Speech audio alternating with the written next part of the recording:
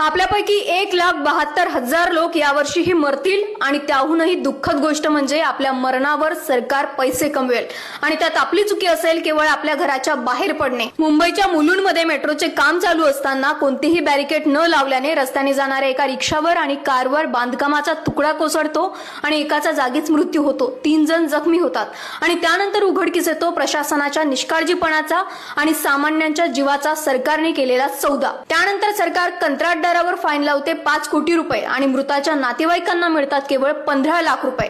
म्हणजे सरकार 4,85,00,000 रुपये नफा कमावते तुमच्या मरणावर। तुम्ही सामान्य आहात आणि तुम्ही या देशात जन्माला आलात हेच तुमचे सर्वात मोठे पाप आहे। सर्बियामध्ये रेल्वे अपघातात 12 लोकांचा जीव जातो आणि तिथले पंतप्रधान राजीनामा देतात।